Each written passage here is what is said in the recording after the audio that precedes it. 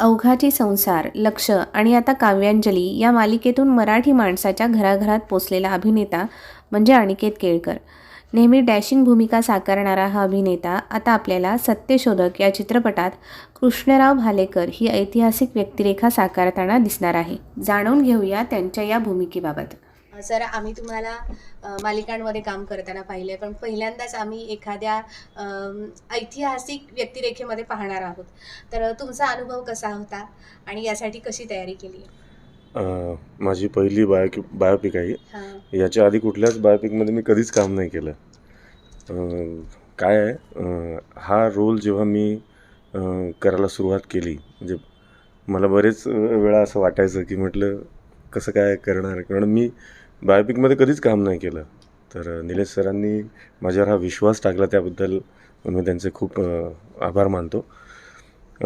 कृष्णराव भालेकर हे ज्योतिबांबरोबर सगळ्या चळवळींमध्ये त्यांच्या व्यवसायातसुद्धा पार्टनर होते आणि काही दिवस तर दीनबंधू नावाचा पेपरसुद्धा त्यांनी चालवला.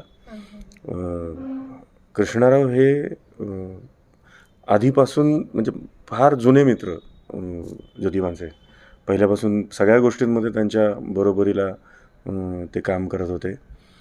आता इतक्या मोठ्या म्हणजे तो रोल करतायत संदीप कुलकर्णी, आणि खूप डेडिकेशन आणि निलेश सरांचं डेडिकेशन, त्यांचे डायलॉग्स, त्यांचं म्हणजे पिक्चरायझेशन सगळ्या गोष्टीचं इतकं प्रेशर यायचं. पण म्हणजे ज्या वेळेला या गोष्टी घडायच्या त्या वेळेला निलेश सरांना मी विचारायचो, निलेश सर हे हां ते तसंच आहे. म्हटलं बरं. मग त्यांना विचारायचो, असं करू का, तसं करू का, हां करा. आणि निलेश सर इतके म्हणजे फ्रीडम देणारे आहेत ॲक्टरला, की ॲक्टर असा खुलून काम करतो. प्रेशर नाही राहत की अरे मग त्यांना ते असंच अपेक्षित आहे, त्यांना तसं तुम्ही करा, काही प्रॉब्लेम नाही. आणि मग त्याची तयारी सुरुवात झाली की मग आता कृष्णराव हे असं चालत असतील, असे बोलत असतील, हे असं करू का सर, हे हां परफेक्ट. आणि एकदा दोनदा निलेश सरांनी खूप चांगल्या गोष्टींचं सजेशन दिलं की काय असतं, तो इथून आला ना की त्याच्यासाठी गरज नाही पडत अननॅचरल काही करायची.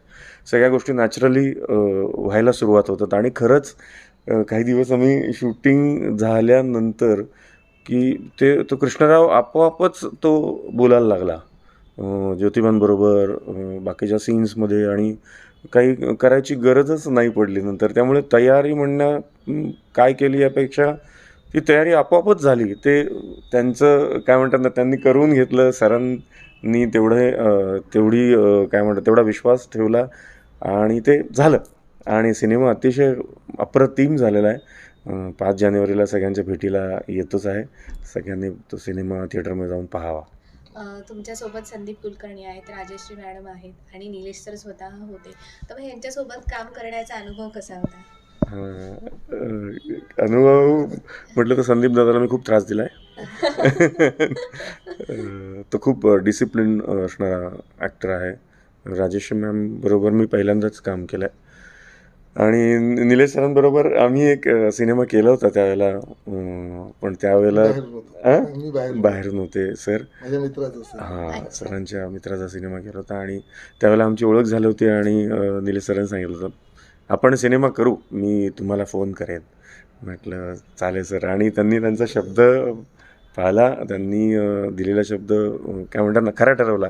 आणि मला जेव्हा सांगण्यात आलं की असं असं सिनेमा आहे, असं असं तुम्ही करताय, त्यावेळेला मी पण विचार करत होतो, कारण मी कधी अशा पद्धतीचे रोलच केले नाहीत. मी कधी, मला सगळे हाणामारीचे येतात, पोलीस, गुंड, गँगस्टर. पहिला प्रश्न मी त्यासाठीच विचारला की आम्ही तुम्हाला तसं पाहिलेलं आहे. आणि आता ज्योतिबांसोबत काम करायचं म्हणजे ते ज्या प्रकारे अहिंसावादी किंवा असे काम अँड कूल पद्धतीनं कला व मनोरंजन क्षेत्रातील ताज्या घडामोडी जाणून घेण्यासाठी चॅनलला लाईक करा, सबस्क्राईब करा आणि बेल आयकॉन दाबायला विसरू नका.